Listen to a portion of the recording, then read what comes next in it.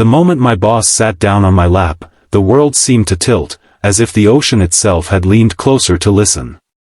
The sun burned low over the water, the tide hissed against the shore, and every sound suddenly felt too loud for a secret that heavy.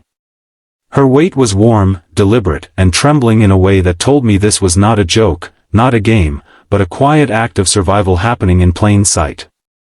I remember thinking how strange it was that a single second could redraw the lines of power, fear, and longing so completely, and how the sand beneath my feet felt like it was swallowing me whole while the sky stayed endlessly calm above us.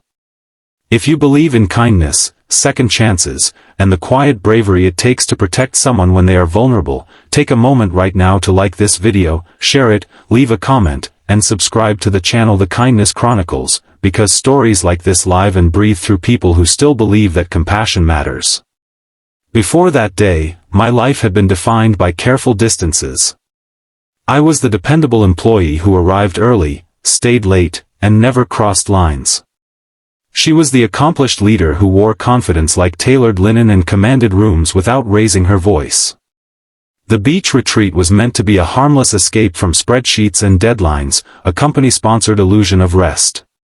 But beneath the umbrellas and laughter, old wounds had followed her there, invisible yet sharp. I had noticed the tension in her shoulders long before the trip, the way her smile sometimes faded when she thought no one was watching, and how the mention of the past could drain the color from her face. Still, I never imagined that her past would sit so heavily between us, pressing her into my lap with the urgency of someone trying not to drown. The ex had arrived uninvited, like a shadow slipping across sunlight. I saw him before. She did, the way his gaze locked onto her with a possessiveness that did not belong to memory but to entitlement. Something inside her must have recognized that look instantly, because her body reacted before her mind had time to negotiate. She chose the closest anchor, and that happened to be me. In that instant, I felt the weight of responsibility settle in, heavier than her body, heavier than the unspoken rules that said this was inappropriate, risky, foolish.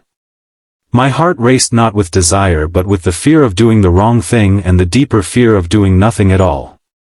The beach around us continued its careless joy. Children ran through waves, coworkers laughed over shared drinks, and gulls cried overhead, indifferent to the private storm unfolding beneath a striped umbrella. Her breathing was shallow, her back rigid, and I realized how much strength it took for someone so powerful to ask for silent help.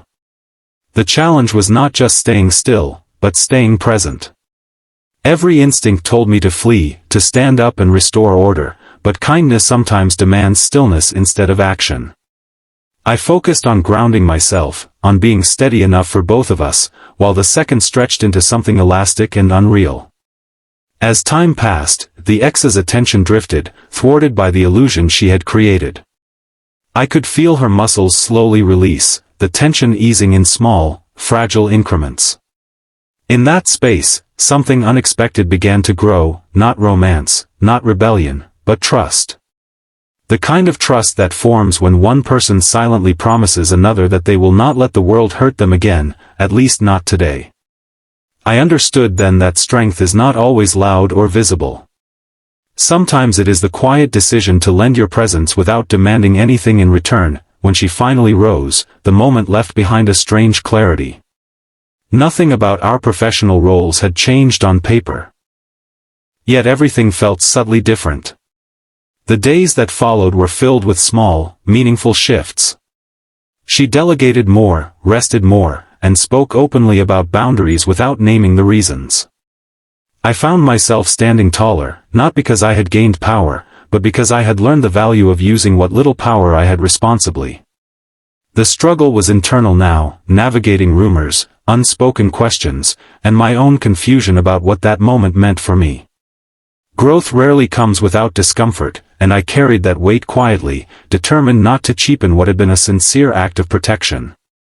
Over time, the retreat faded into memory, but its impact deepened. She began mentoring younger employees with a gentleness that surprised everyone, including herself. I learned that kindness does not have to be rewarded to be worthwhile. It simply needs to be chosen. The beach became a symbol in my mind, a place where fear met courage and where a simple human decision altered the trajectory of 2 lives.